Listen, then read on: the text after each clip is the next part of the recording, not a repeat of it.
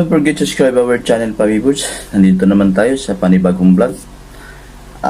Lalo na dyan sa mga subscribers ko, mag-iingat kayo dyan palagi. Dahil sa panahon ngayon, ay dami mga delikadong trahedya. Importante natin alagaan nyo ng ating sarili, mga Pabibers. Lalo na dyan, magserbisyo sa ating Panginoong Jesucristo, ang siyang nagdala sa ating buhay. Yun tayo, importante na serbisyo tayo sa ating Panginoon, mga Pabibers. Hanggat buhay pa tayo sa mundong ito, ingatan natin yung katawan natin. Number 1, laging ka magdadasal sa Panginoon. Number 2, magserbisyo ka kung anong nakasulat sa Biblia or nakasulat sa librong orasyon, Pabibers. Ito, Pabibers, isi-share ko po sa inyo, ito ang pinakamahalaga sa buhay natin.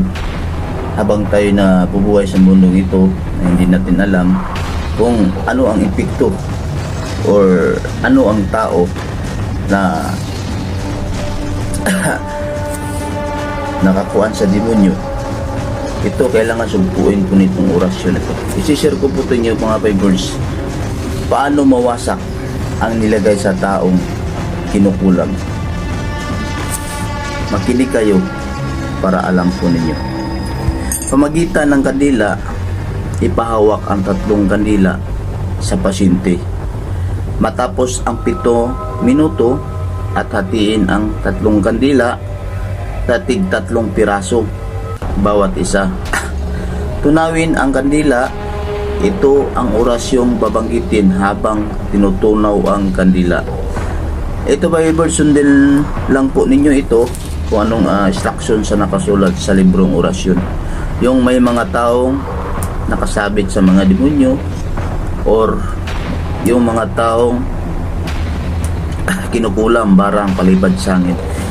Ito po, babanggitin po ninyo itong nakasulat sa librong orasyon. Cross, Sancti, Pater, Benedicti, Ius, In, Obito, Nostro, Presencia, Unyamur, Crusak, Sakra, Sit, Mihilox, Nan, Draco, Sit, Mihidox, Pader, Retro, Santa Ana, Nanguam, Suadis, Mihibana, Sant, Malakialipas, Ipsibidina, Tibas. Itong orasyon, mga Pabibers, na nakasulat sa librong orasyon, kailangan niyo to sundan at isipin kung ano ang nakasulat sa librong orasyon. Ito, Pabibers, matapos matunaw ang mga kandila, ay ibuhos ito sa planggana. May tubig ng dahan-dahan.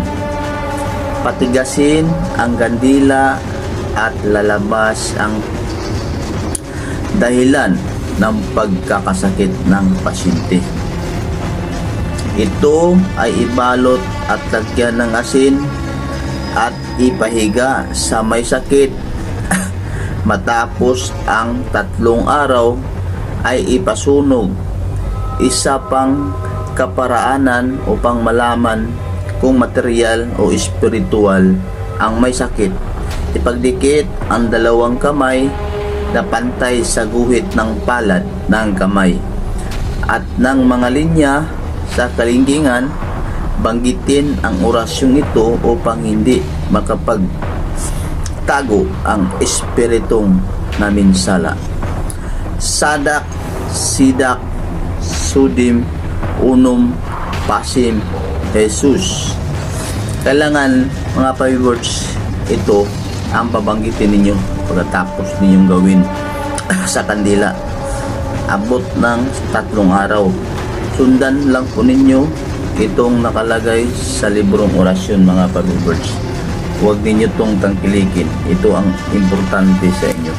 Pag hindi pantay ang kalingkingan, ay may espiritual na karamdaman ang may sakit, iyo siyang lagyan ng taling makakabit.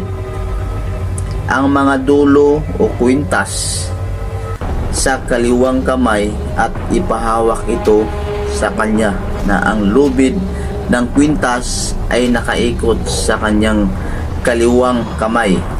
Ito ang iyong sasambitin at ihip sa rosaryo o kwintas bago ilagay sa kanyang kamay upang hindi makalis ang espiritong ito.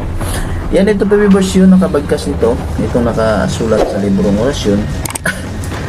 Kaya ito ang pinakadabis, pinaka-importante sa buhay natin. Kung tayo'y naumpisahan na mawasak ang nilagay sa taong kinukulam. Kung kinukulam ka, ito ang sinyalis, ito ang gagawin mo sa taong may nasapian sa mga masamang demonyo. Kinukulam ka, kaya dapat nito sundin itong instruction na kasulat sa libro ng orasyon ng favors. Huwag po na itong baliwalain itong nakasulat sa libro. Ito ang pinaka-importante, itong libro orasyon. Ginagawa ko to para sa inyo. Si-share ko to para sa inyo, para sa kabuhayan natin mga favors. Hanggat dito lang po ako favors, hanggat hindi pa tayo magtapos, magdasal muna tayo. Panginoon, maraming salamat na nakashare ako sa mga taong walang kalam-alam, lalo na po sa mga subscribers ko. Ingatan niyo po sila, hawakan niyo po sila, ang buhay po nila. Nagkasala po sila, Panginoon. Sana bigyan mo sila ng lakas. Nagsala po sila, patawarin niyo po sila, Panginoon, kung anong pagkukulang po nila. Lalo na po, Ama, sa aking pamilya, ingatan niyo po kami. Bigyan mo po kami lakas ng pangatawan araw-araw. Wala po kaming hinihiling kundi humingi ng kapatawaran sa iyo, Panginoon. Yun lang po ang hiniling po namin sa iyo. Amen. Favors, sana huwag niyong kalimutan yung YouTube channel ko. Click muna kayo sa yun button at subscribe kayo. Huwag niyong kalimutan at i-share lang itong videos na to para maka-share tayo sa ibang tao. At maraming salamat sa inyo. Bye-bye.